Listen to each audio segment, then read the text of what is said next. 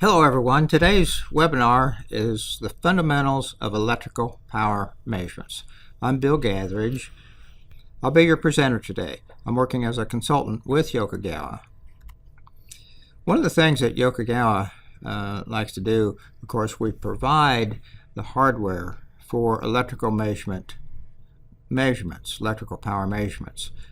One of the things we like to do is also provide education to our customers and users on the topics. A little bit about Yokogawa history. It was founded in 1915. They were the first to produce and sell electric meters in Japan. The North American operations was established in 1957. Today our worldwide sales are in excess of $3.78 billion. We have 84 companies worldwide, with over 18,000 employees, and we operate in 59 countries. This product over here is about a 1930s vintage, what they called a standard AC voltmeter. Gives a 0.2% accuracy class, real good accuracy for that time.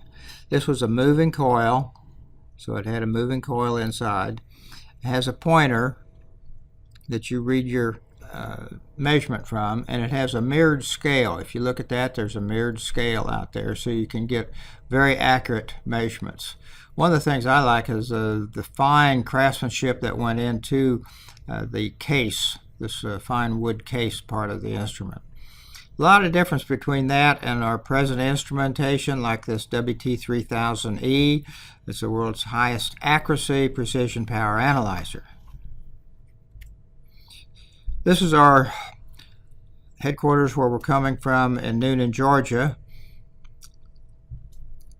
Where's Newnan, Georgia? Well, it's southwest of Atlanta, down Interstate 85. Small little southern town, real nice. So today's topic is the fundamentals of electrical power measurement. What we plan to do, first of all, we're going to review some of the basics of power measurements. We'll look at power measurements using a precision power analyzer. We'll look at single-phase power measurements. Then we need to look at current sensors. What kind of current sensors are we going to use with these power measurement instruments? Then we'll get into 2 and 3 wattmeter method on a 3-phase power measurement. Next, we'll get into power factor measurements. We'll talk about displacement power factor and true power factor, the difference between the two, and when you should use one type of measurement versus the other. We'll look at power factor measurements in single-phase and 3-phase circuits, and a few practical applications for you. Then we'll get into power measurements using a digital oscilloscope, how to properly use the scope to make these power measurements. Some do's and don'ts in using the power scope for making our measurements. We'll give you some measurement examples and comparison of a DSO and a power analyzer. Hopefully we'll answer your questions concerning electrical power measurements. If you do have any further questions, you can email them to this address below, webinars@us.yokogawa.com. So now we'll get into part 1 with the electrical power measurements. First, let's review some basics. I like to start with Ohm's law. This is the fundamental of all of our measurement. And so for watts power, in the simplest form, it's volts times amps. And this is for the DC configuration, volts times amps. Then we can use Ohm's law to get some of the other parameters, but we're talking about watts today, and in basic form, volts times amps. Another thing that we need to be familiar with, especially in using the instruments for power measurements and other measurement functions, is the average, the RMS, peak-to-peak values of a sinusoidal waveform. Some of our instruments, they are not a true RMS. They are an average responding. In other words, like the moving coil instruments, those are an average responding measurement, and they're scaled to RMS. So if we know the average we want to get RMS, they change that scale to a multiplier of 1.11. So you have to be careful Is that scaled properly, or is it just reading a basic average? And of course, if we know the RMS value, we can get the peak with 1.414 square root of 2. We can go back to average, okay, multiplying by 0.9.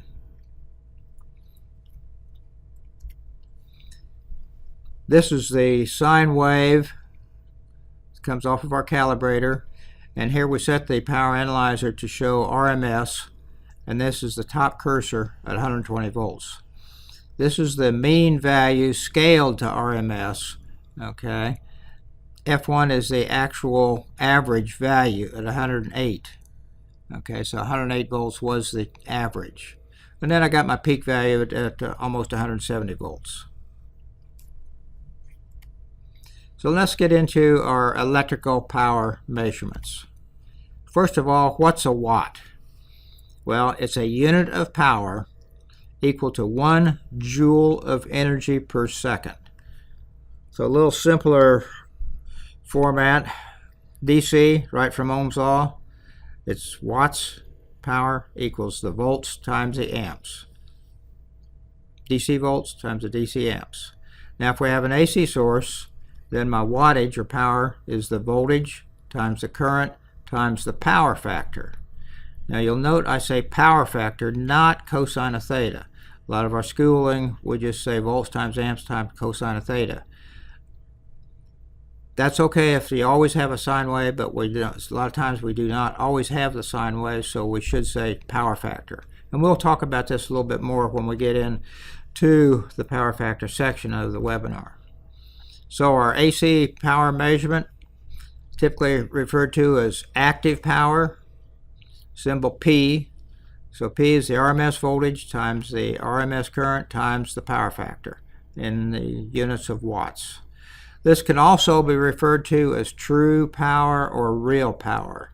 You might say, well, I want a true power measurement. Give me an instrument for true power measurement. Well, that is the active power. Same way with real power, just kind of different terms. Now the apparent power, symbol S, is just the volts, RMS volts, times the RMS current, and that's in the symbol of volt amps, in units of volt amps. Now our digital power analyzers, they're entirely electronic. They use some form of a digitizing technique, and this converts the analog signals to a digital form. Most of our high-end analyzers use digital signal processing then to determine the values from the digitized signal. Digital power scopes will use some type of a special firmware to make a true power measurement. Now I say digitizing instruments are somewhat restricted. Okay, it's sampled data, so it is restricted using sampled data. Most of our power analyzers and power scopes will apply an FFT algorithm for additional power and harmonic analysis.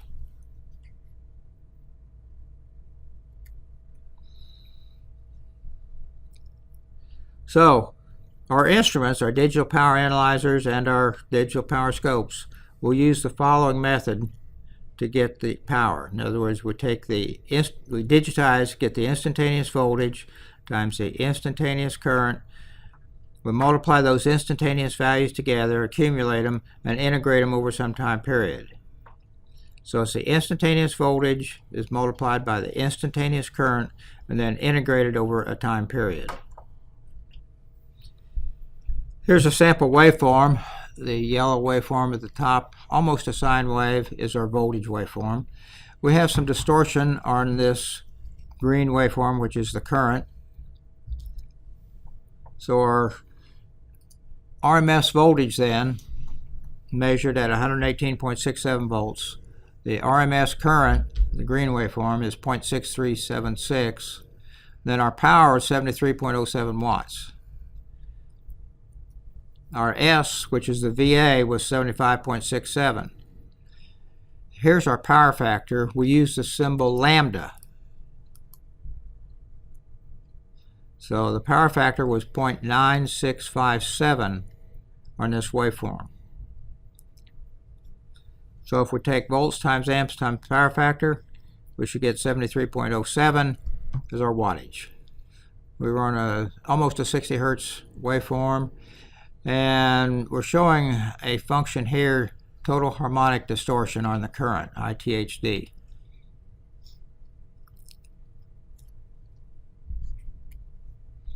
So our true RMS measurements then, again, the mathematical formulas, again, the instantaneous voltage times the instantaneous current accumulated over some time period and then integrated, multiplied by 1 over T to get total power.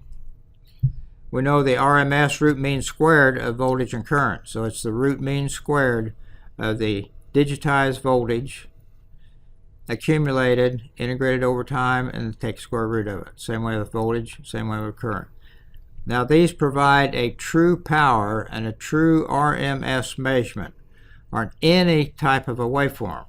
It includes all the harmonic content up to the bandwidth of the instrument. Let's make a measurement. We'll start with our single phase power measurement. So we have some type of a load here, single phase. We've got 2 wires. We're going to put a wattmeter in the circuit, and we're going to measure current flowing into the unit, and then voltage from line to line. Now you'll see there are polarity marks. Even though it's AC, these are instantaneous polarities, and you do need to follow the instruction manual very carefully to make sure that your wattmeter is hooked up with the right polarity. Now this is just the way the Yokogawa is, but for whatever manufacturer you're using or type of meter, make sure you follow their instructions. So with the single wattmeter method, the total power is just the wattage reading that you're getting off of the wattmeter. So measurement of power in the single phase 2-wire system, the voltage and the current that are detected by the wattmeter are the actual voltage and current applied directly to the load. The indication on the wattmeter is the power that's being dissipated by that load.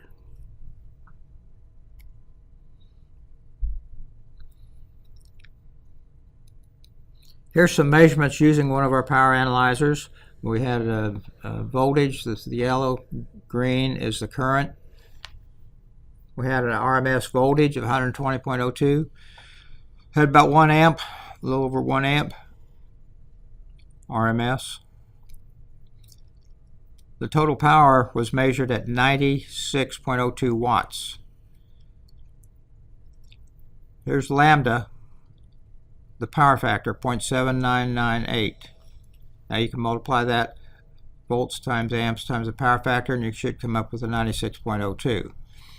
S1 again is your VA, Q, that's your VAR, volt amp reactive, and we were on 60 hertz source, and we had crest factor. Now crest factor is the peak divided by RMS.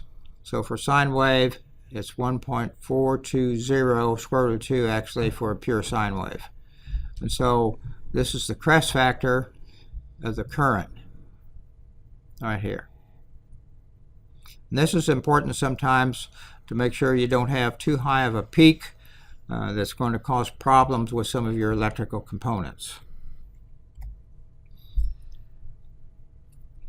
Sometimes our currents are going to be a lot higher than what we can actually put directly into the power analyzer or the measuring instrument. So we need to use some type of a current sensor.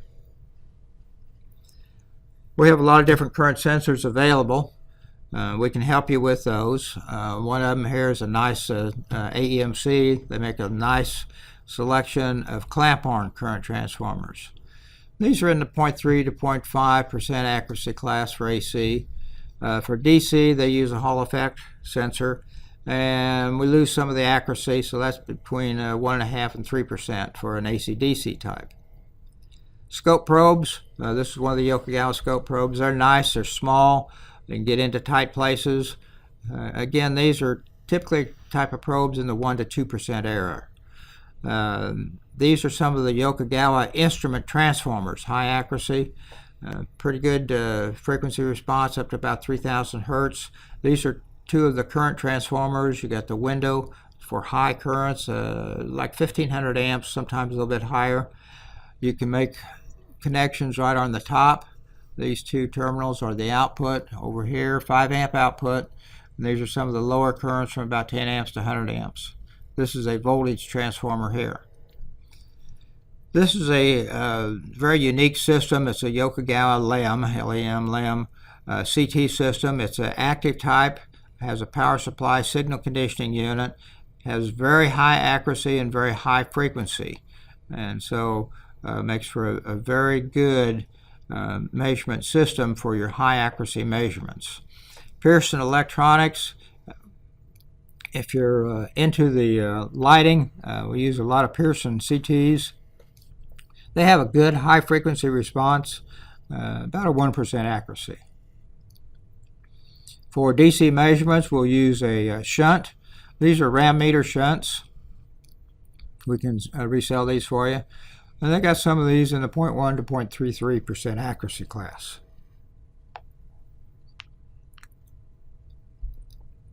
So if you need some help in selecting current sensors, let us know. We can help you with a solution.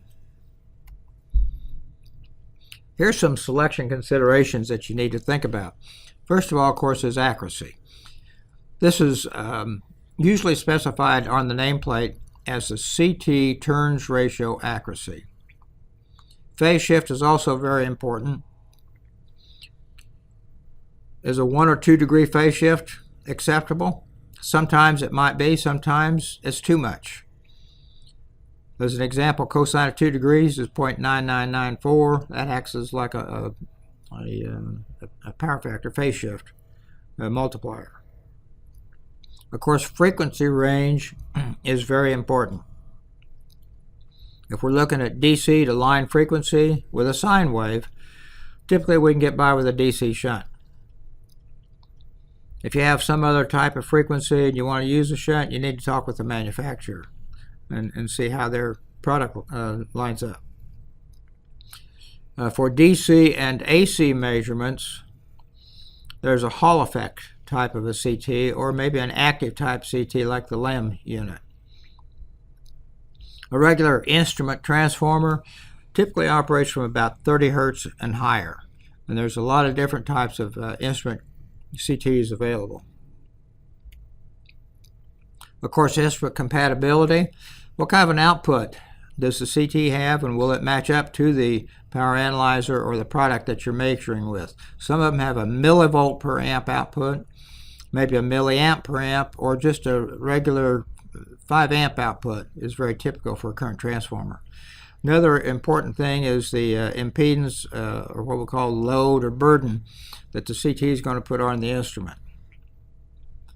Scope probes, I say caution. Use on scopes, typically not on power analyzers.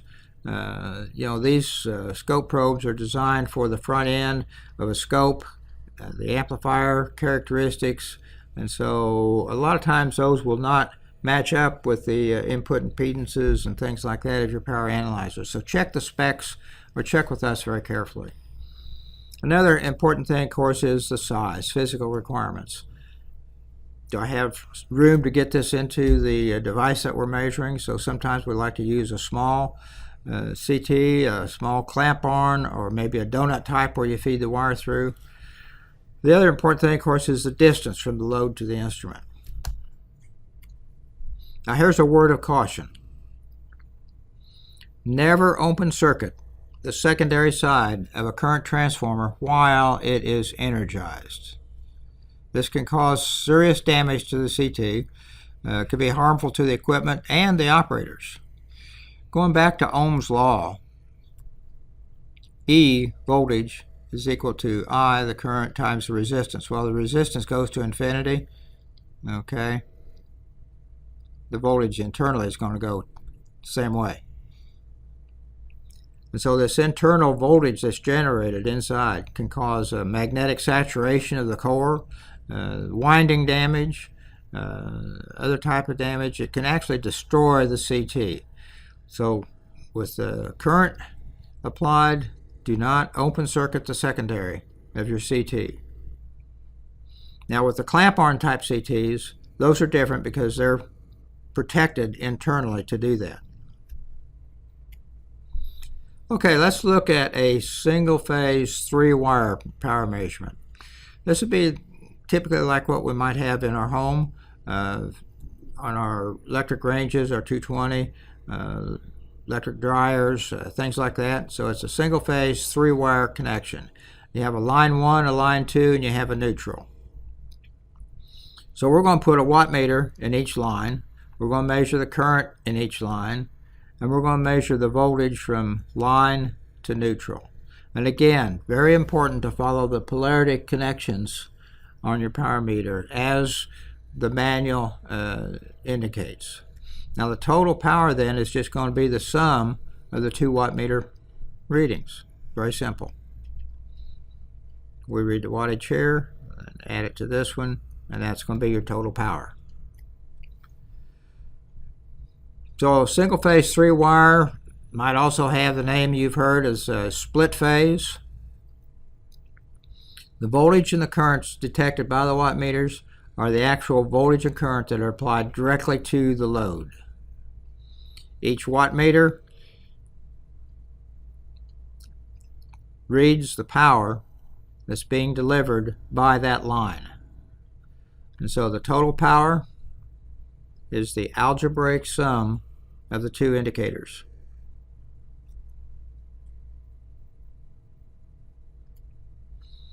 Here's some measurements that we did with one of the power analyzers on this single phase 3-wire system.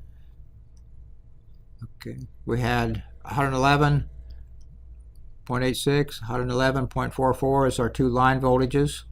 Now you notice here one of the currents is 20.796 amps. Second current was 22.613 amps. You can see the currents are different. That's why we have to have a meter in each of the line to monitor it, because we don't know what that load may be drawing inside the box. So we get our 2 power readings of 2.326 and 2.496. We add those together, 4.8221. That's our total power. This was done on line frequency. This is our line-to-line voltage, the 223.25. Here's your total VA. We can look at the VA on each line. Now here's something interesting. Lambda is our power factor. Lambda on one line was unity, 1.000. But the power factor on the other line was 0.9905. They're different, so there's different loads inside. Okay, it's just not more resistance value, but to draw more current, but there's actually something else in here. And our total power factor then 0.9950. Now this measurement was actually done on an electric clothes dryer that would be used in your home. One line, this one here, that had unity power factor, is a total pure resistance load for the heaters. Okay, the other line had the heaters plus the motor was connected across that line to neutral. So the motor to turn the drum is an inductive load, and so that's why the power factor is different, and that's why you have to measure each line, because you don't know what's inside. Here's what the waveforms look like. Here's our voltage waveforms at the top. Each of the smaller ones are the line to neutral voltage. This is the line to line voltage. Now you'll see that they're 180 degrees out of phase. Here's the current waveforms, line 1, line 2.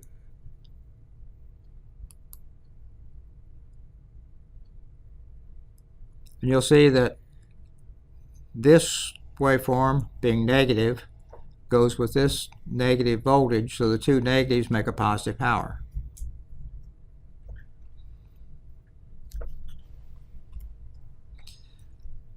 Let's look at a phase diagram of the waveforms, and here we can see where we had purely resistance. There's no phase shift between the voltage and the current. And then down here, 180 degrees apart, we had a little phase shift 7.92 degrees, almost 8 degrees. So we can look at a phasor diagram and see what the components are doing also. Now we'll get into the next phase of our measurements, where we get into three-phase measurements, and we use Blondell's transformation. If you ever heard of Blondell, his theory states that the total power is measured with one less wattmeter than the number of wires. So in our first example, we had a single-phase 2-wire. We just needed 1 wattmeter. Next, we looked at a single-phase 3-wire. You'll see where we put 2 wattmeters in that system. Now, when we get into three-phase 3-wire, we got 3-wire, we're going to use 2 wattmeters. And finally, on the three-phase 4-wire, we're going to have to use 3 wattmeters. Here's our three-phase system. We typically see these voltages 120 degrees apart. And we can measure line to neutral or line to line measurements. This is the voltage measurements measured line to neutral. We had nice sine waves, evenly spaced, 120 degrees apart for each phase. So these are measured line to neutral.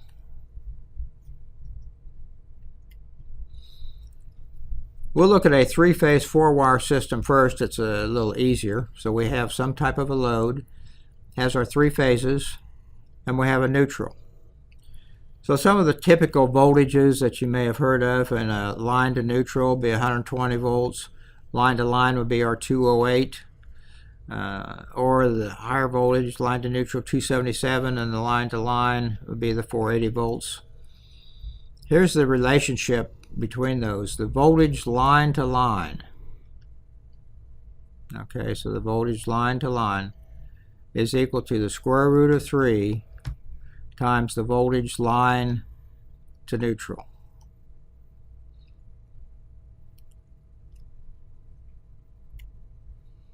So in the 4-wire system, we just need 3 wattmeters.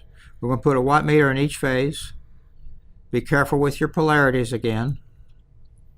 Follow the wiring instructions in the manual. And we're going to hook up the voltage line to neutral.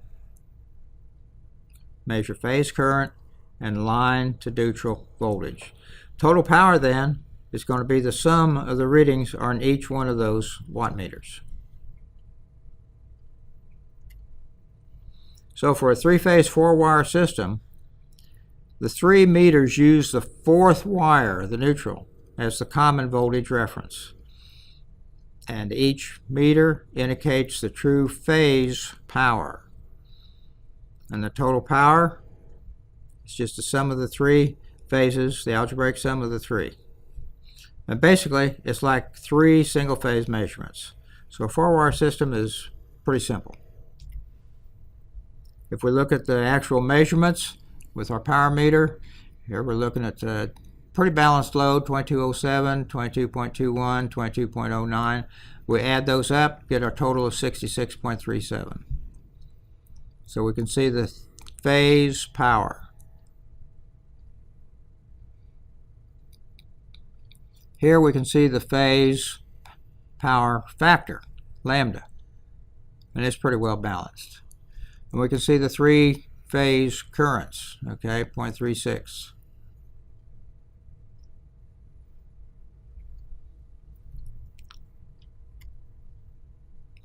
And if we look at the waveforms, we're connected line to neutral with the voltage. We can get a real good reference of the phase shift between each voltage and each current. So we can look at the phase voltages and the phase currents. We can use our vector analysis to get a different picture. So we can see here our voltages, 3 voltages. We can see the phase shift vector for each of the currents. And each of these is running about 39.78 39.82, 39.85. It's pretty well balanced.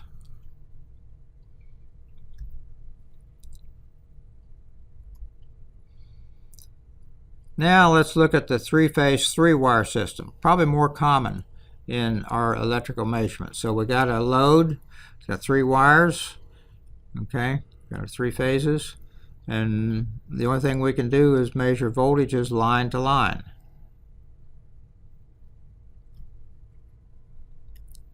Remember Blondell's transformation, Blondell's theory? Total power is measured with 1 less wattmeter than the number of wires. So I got 3 wires, right? So we're going to use 2 wattmeters. It'd be the 2 wattmeter method. Total power then is going to be the sum of 2 of these wattmeters. Again, this is very important to make the connections in accordance with the meter that you're using. I've shown a wattmeter here in phase A and phase B.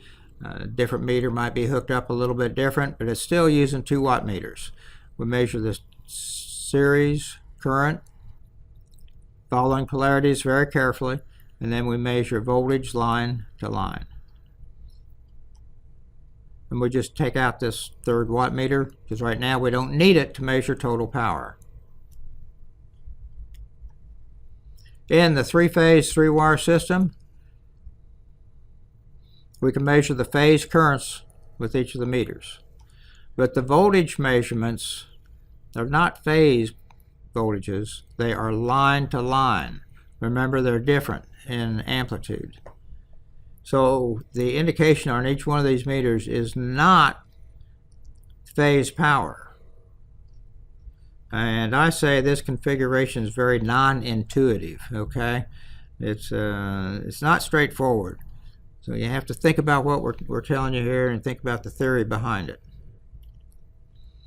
So if we make some measurements, power 1, power 2, power 3, I happen to have 3 power meters in there, but the total is the sum of just 2 of them. In this case, sum of power 1 and power 2, 30.80. That's your total power. And we measured total power here, and we can add up these two, and we'll see that's what we get. Now I can see the RMS voltages, 84, 85 volts. I can see the phase currents.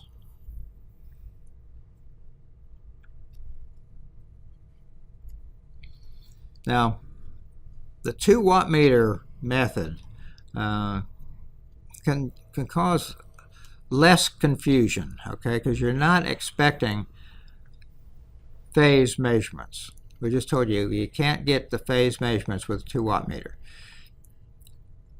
It's a little less expensive. You only have to put 2 meters in there, maybe only 2 current transformers, 2 voltage transformers to measure total power. With the Yokogawa power analyzers on a 3-phase 3-wire system, we have a different configuration. We call it the 3V3A wiring method. 3 voltage, 3 current wiring method. This method will give you all 3 voltages, line to line voltages, and all 3 currents. It'll also give you the total power factor, and total VA on either a balanced or an unbalanced wiring system. Now this is important. We can measure total power with just a 2 wattmeter method, but when we get into some of these others, we'll show you if it's unbalanced, you may have some errors. So in the 3-phase, 3-wire system with the 3 wattmeters, called a delta connection, okay, because we're putting 3 meters in, we're going to put a wattmeter again back in each phase, measure the phase current and the line to line voltage. But total power again is still just the 2 wattmeter method, even though there's 3 of them in there. You set the meter to 3V3A measurement, and it internally selects just 2 of the wattmeters to add up the power. So here's with our delta connection again. I will get 3 power readings, but only 2 of them are used. And in this case, the meter electronically internally selects element number 1 and element number 2 to take the total, add those two up to get the total measurement of 30.8. But I can see the 3 voltage line-to-line measurements, the 3 current measurements. Okay, we can get the VA.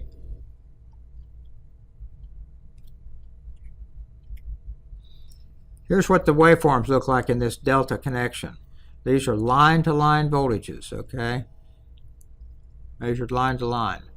These are the phase currents, okay? So it's actually a phase current. Now look at those voltages. If you haven't seen this, it may be confusing. These voltages are not 120 degrees apart like we would expect with a three-phase system. They're 60 degrees apart. That's because they're connected line to line. Here's a delta wiring diagram, kind of shows what's going on. Here's our 3 voltages, A, B, and C. And we would normally hook up in the voltage line to neutral, the VA to neutral, C to neutral, B to neutral. Okay, that would be the red vectors. And I'm drawing just the current in here at some arbitrary function. Now the delta is line to line, so now we're measuring A to B, and B to C, and C to A. This is where the delta word comes in, okay? Now you can see the phase shift between these voltage vectors. This is where the 60 degrees comes in. So if they're all balanced, okay, you'll get 60 degrees. Normally on your line to neutral, we have 120 degrees between each vector. So the phase angle between the voltage waveforms is 60 degrees, not 120. That's the way the power analyzer sees them when it's connected line to line. Now the current waveforms, okay, if it's balanced, which are the blue ones, they're going to be 120 degrees apart. So in this wiring configuration, there's an additional 30-degree phase shift between the voltage and the current.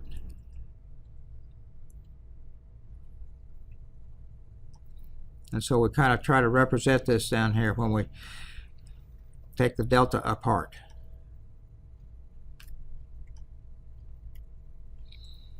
Here's a vector diagram in the one of our power analyzers. So it shows us the line-to-line voltages, and it shows the phase currents. And we can get the data, the measurement from each one of these.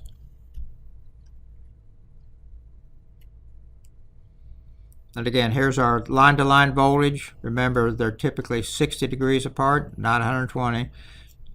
The phase currents, balanced, we do get those at 120 degrees apart.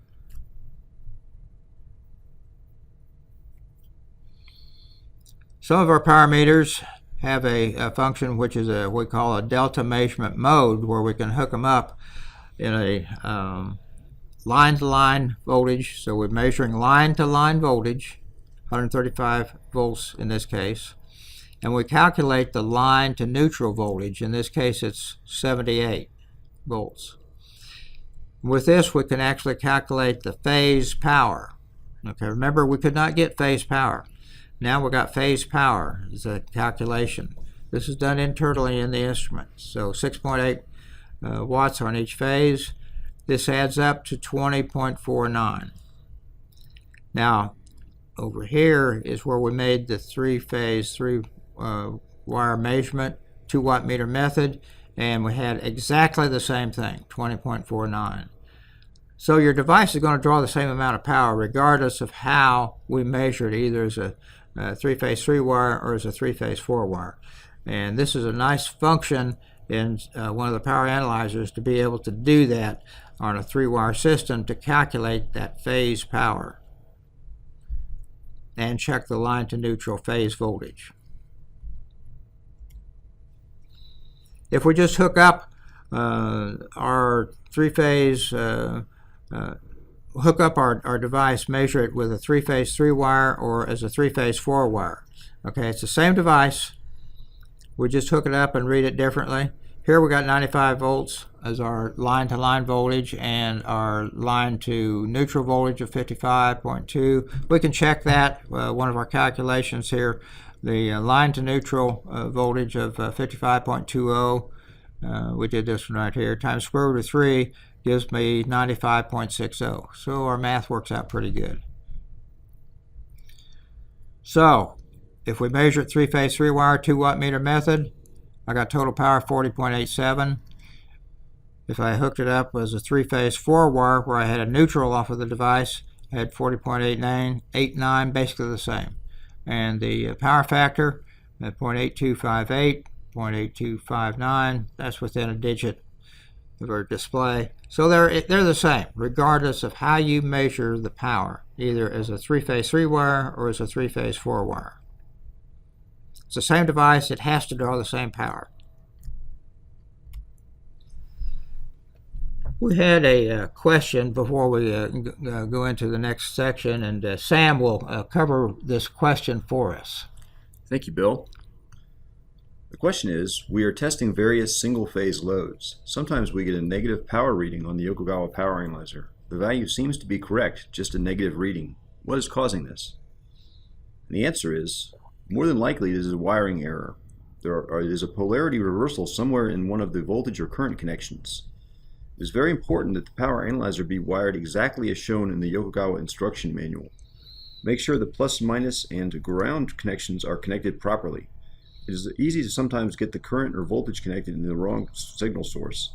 Also, the different brand of power meter may be wired differently than the Yokogawa.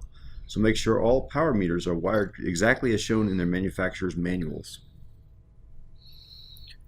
Okay, thank you, Sam. That was a good question. Sometimes your load is buried in switchgear and panels, and hard to see the proper connection. So be real careful, and we covered this with emphasis. Make sure of your polarity connections properly. So now we'll get into our power factor measurements.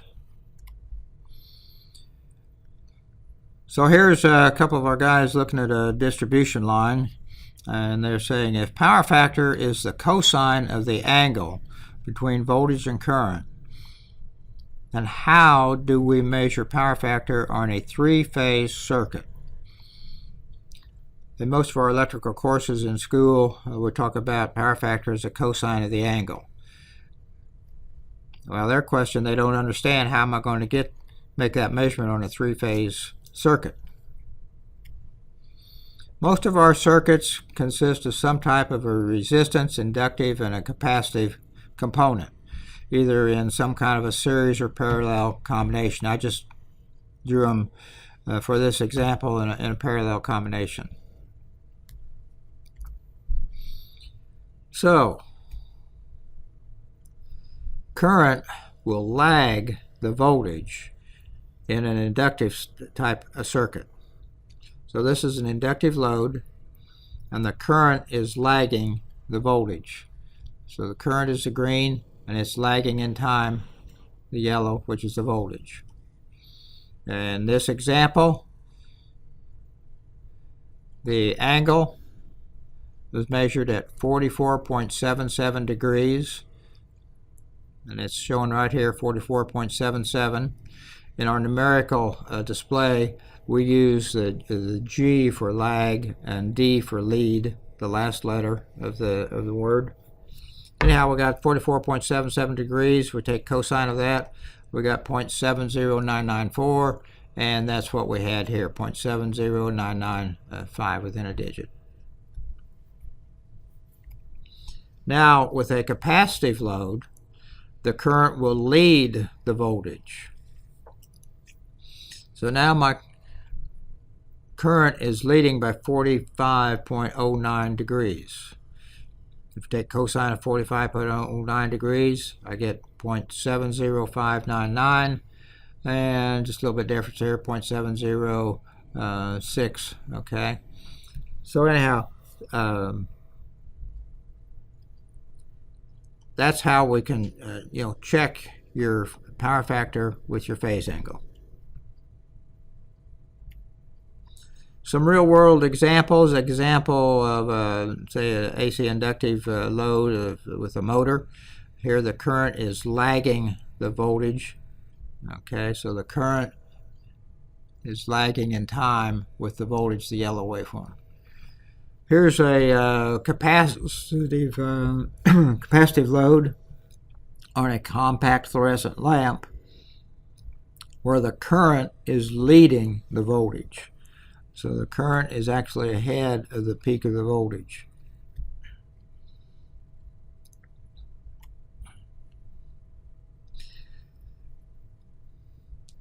So let's look at this waveform.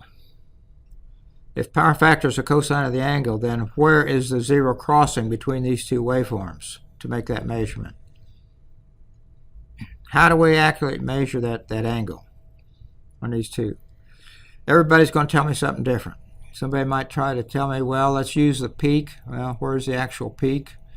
Try to find a zero crossing, maybe put some cursors here. We really don't know. So, for a sine wave where we can get a true zero crossing between the two waveforms, so for sine waves, we can use power factor as cosine of theta, cosine of the angle between voltage and current. And this is what we call displacement power factor. But for all other types of waveforms, it's calculated as power factor as watts divided by the VA, volt amps. And this is what we call true power factor. Works on any type of a waveform combination. Work on sine waves or all these other different types of distorted waveforms. Back to a little theory, this is what we call the power triangle. We measure watts, and that goes on the base of the triangle. Measure the VAR in an inductive circuit. By convention then, it's drawn vertically. So we've measured the watts and the VAR, and then the hypotenuse of the triangle becomes the volt amps. And then for this angle, then the power factor is the base divided by the watts divided by the VA, the base divided by the hypotenuse. It's our true power factor.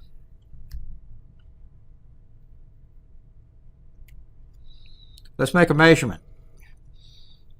Here's this distorted waveform. We got the voltage and we got current. And our power factor then is watts divided by VA. We measured the watts of 87.193 and the VA S is 113.753. Watts divided by VA 0.76651. This is what the instrument measured, and this is what we calculated mathematically. And this happened to be a power supply where the current turns on at the peak of the voltage. If we look at the vector analysis now on the fundamental waveform, so we have to use the fundamental waveform. Here we can see the angle between the voltage and current as 21.06 degrees. Okay, so cosine of 21.6 degrees is 0.9332. And that's what's measured over here with lambda. And if we measured the watts divided by the VA, the watts at 48.16, and that's right here where our measurement's done, and the VA at 51.61, okay, so 48 divided by 51.9332 comes out exactly the same.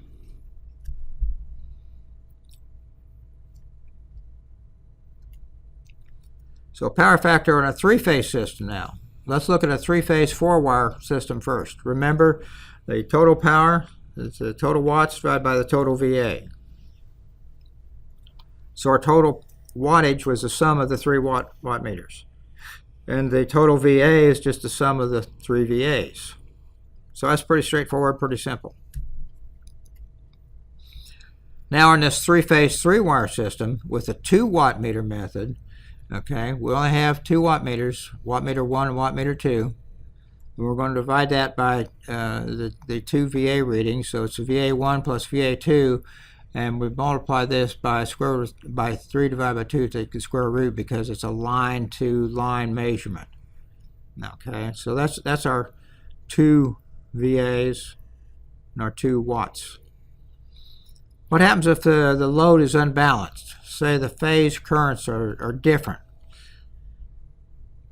Then it could result in an error because we're only looking at 2 of the VA measurements. Only got 2 VA measurements. So we're not looking at all 3 of them for an unbalanced condition. So here what we do is use what we talked about earlier as the 3 voltage, 3 current method, where we look at all 3 voltages and all 3 currents. Our total power is still done with a 2 wattmeter method. Now we got all 3 VAs. So we put, the square root of the 3 divided by 3, that's 1, so okay. But now, if it's either balanced or unbalanced, we're looking at all 3 currents and all 3 VAs. With this method, then you will not have any additional error due to unbalanced conditions.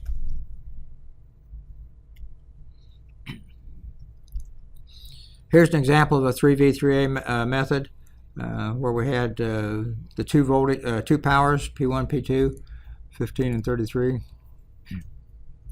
Total power 49. And over here we had the total VA.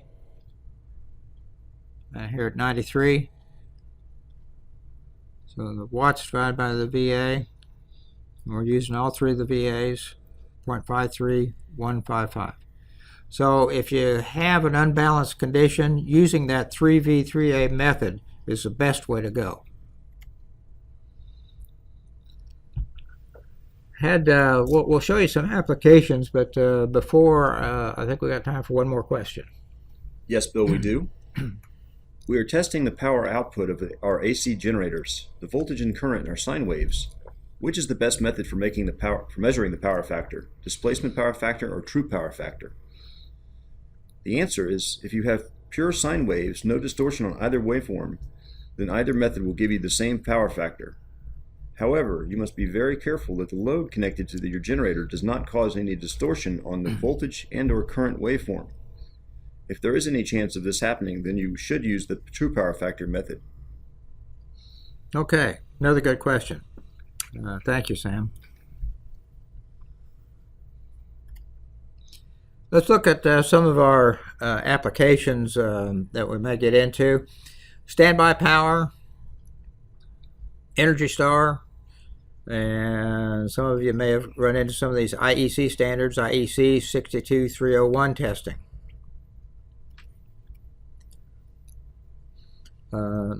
IEC 62301 is an international standard.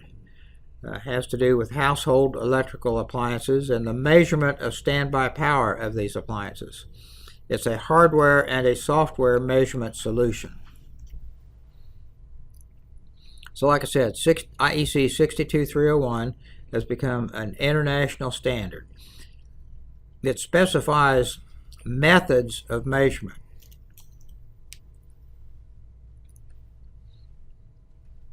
So we all are making this measurement the same way.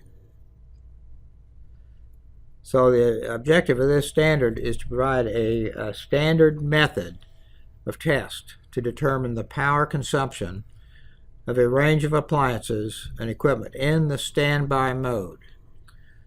So there's always a little bit of power when we're in this standby mode.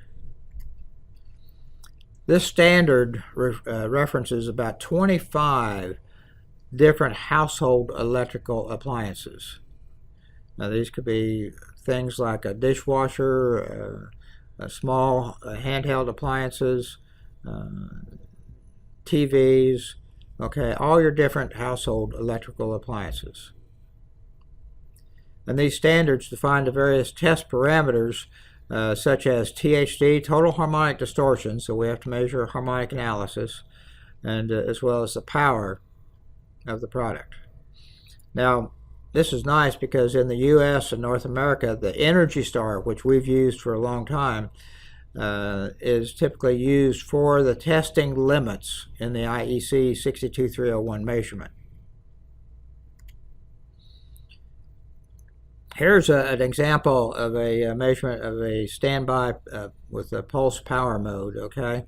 So this could be a laser printer or a copy machine that has heaters in it, and trying to keep the machine for copying warm, and the power is being turned on and off, okay? So we got an average load here over time. And we're going to measure this as a standby measurement. So standby power is the energy divided by time. So that is measured as watt-hours divided by time. And we call this the average active power measurement mode. That's the preferred method. Works both on steady and fluctuating power sources. And it's the most accurate method, and it's been accepted by the standard committees to use this method. Actually, Yokogawa pioneered this method back in the year 2000 with a WT200 single-phase wattmeter at the time. So average active power then is the watt-hour. We use the integrator to get watt-hour and then divide by time. We'll look at another couple other applications. Efficiency. We know that the efficiency is calculated as output power divided by input power. That's usually expressed as a percentage. Now we could use two power meters to measure this input and output and calculate the efficiency from the two readings. The problem here is that the input and output reading may not be made exactly simultaneously. So there could be some possible error due to doing the time skew. Here's where we would recommend using what we call a multi-element or a power analyzer that has multiple power meters in it to test the input and the output simultaneously.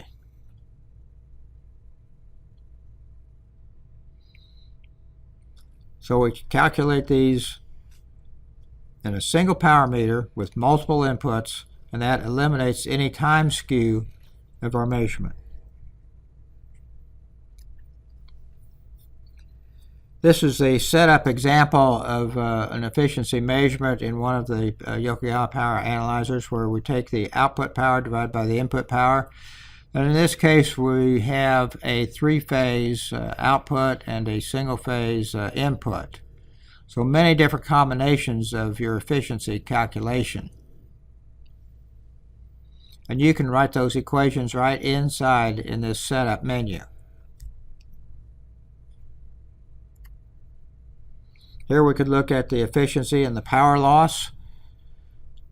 So here that we're measuring the input power at 54.987, and this was the output power of 30.803. We can look at the efficiency, and we can look at the device power loss using internal math capability.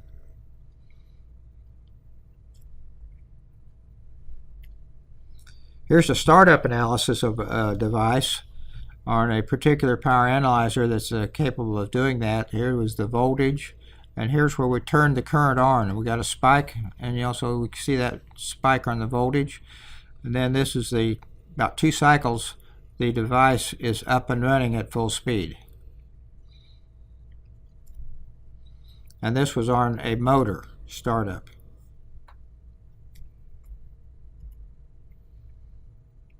Let's look at some basic measurements now using our digital oscilloscope.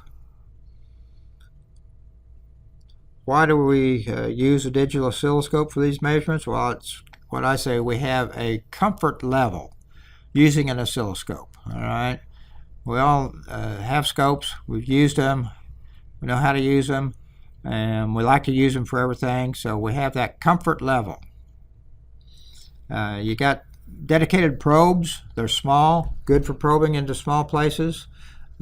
Ease of use, ease of connections with the voltage and current probes. Internally with the scope, there's usually some type of math capability to do that calculation.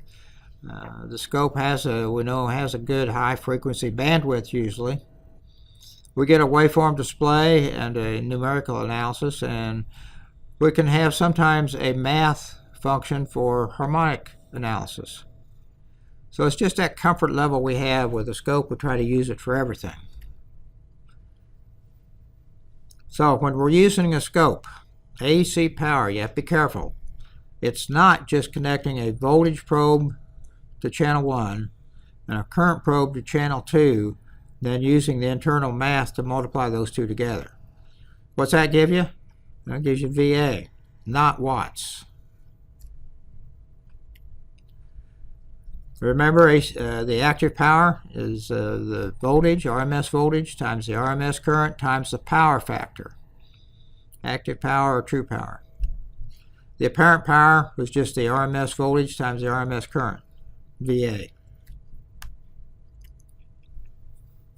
So our true math configuration is digitizing the instantaneous voltage times the instantaneous current, accumulating these and then integrating them over some time period.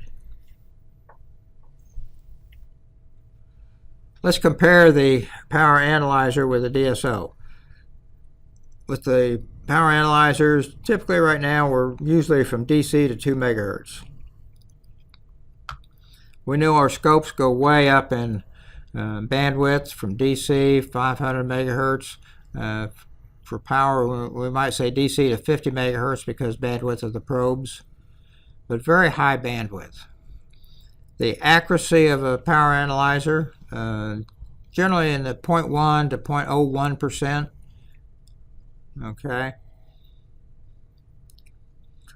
Have you ever looked at the accuracy of a DSO? Specified at 1.5% typically at the input terminals, and it's for DC voltage. Look at that. Look at it in your manual and check that. So the power accuracy in a DSO is really undefined, and it becomes what I call a relative measurement.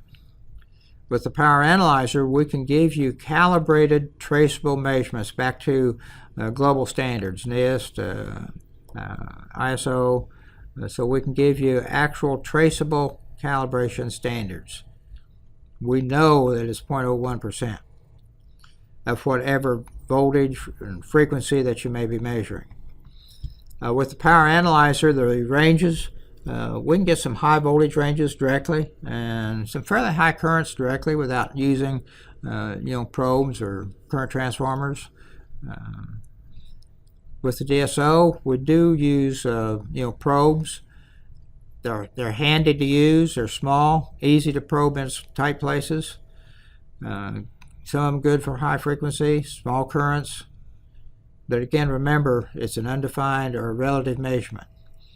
A DSO typically is an 8-bit measurement device. In other words, 256 levels. Our power analyzers, in the past, right now, up to 16-bit.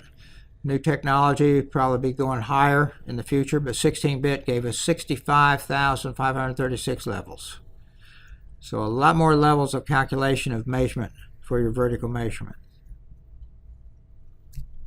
So you have to be aware of these differences.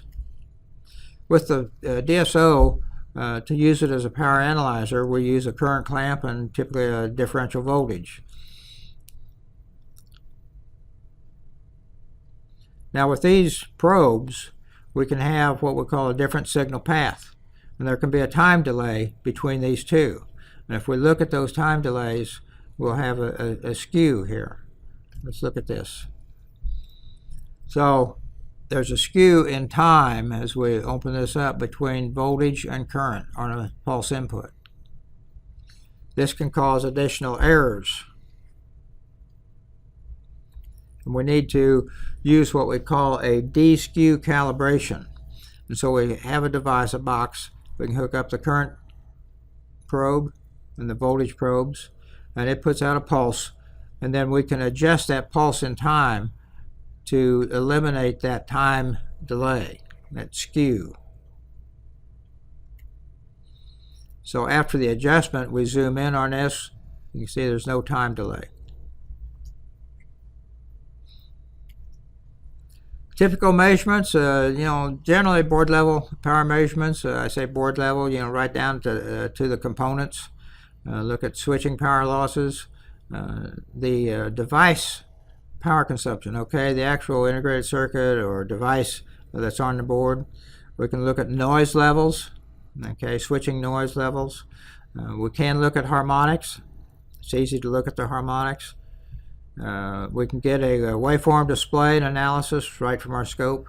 We can look at, this is very handy with inrush and transients using our scope.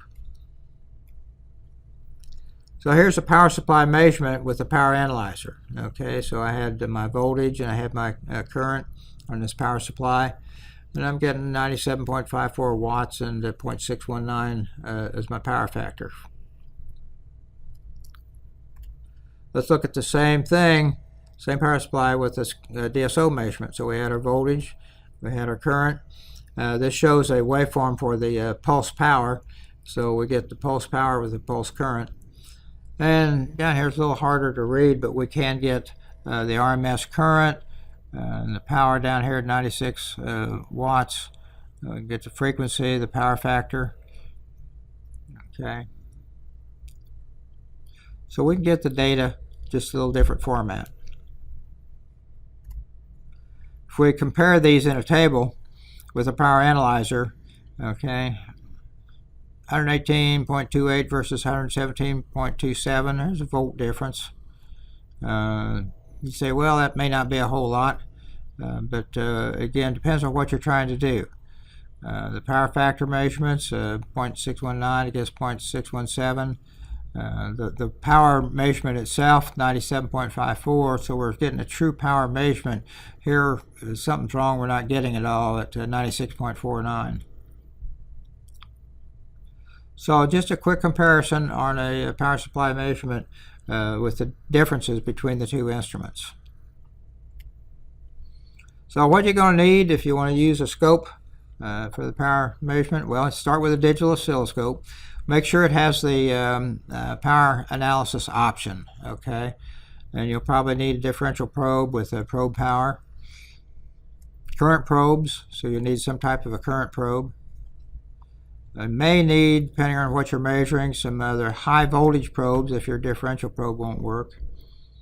You may need an isolation transformer because the scope may be grounded, and depending on isolation of the signal, you have to be careful, so you may need an isolation transformer to plug in the power for the scope. And then of course you need this D-skew device. Okay. So in conclusion, hopefully you have a better understanding of electrical power measurements. We tried to review some of the basics, review some of the power measurements using the precision power analyzer, and then our digital oscilloscope. Looked at measurements on a single phase power measurement, different types of current sensors. Look at the three-phase power measurements with a 2 wattmeter and 3 wattmeter method. Then we got into power factor measurements. We looked at displacement power factor and true power factor. Looked at power factor on single and three-phase circuits, and a couple of the applications for power factor measurement. Then we spent some time on our actual digital oscilloscope for power measurements. How to properly use the scope, the D-skew operation, measurement examples on a power supply, and a couple comparisons between the DSO and a power analyzer. Hopefully we answered your questions of electrical power measurements along the way. So, in conclusion, Yokogawa does offer a complete line of power analyzers to meet your application and budget. To help you out, we have product application and software support from a network of field sales reps, factory regional sales managers, and our factory support application engineers, all located here in Newnan, Georgia. We give you a guaranteed measurement accuracy over the bandwidth of the instrument, and we offer NIST traceable and ISO 17025 calibration, all provided by our factory trained technicians here in Newnan, Georgia. All the Yokogawa power analyzers are covered by a 3-year warranty. So again, we have a large line of power analyzers to choose from, again, to meet your application. We have several different oscilloscopes with power analysis functions, again, to meet your application. So join us in the future for some more web seminars. You can find us on the website at tmi.yokogawa.com. Go to the home page, look at the technical library. Under there, you'll find webinars on demand. So thank you for attending. And if you do have questions, here's how you can contact us. Again, thank you very much. Thanks very much, Bill, for an excellent webinar.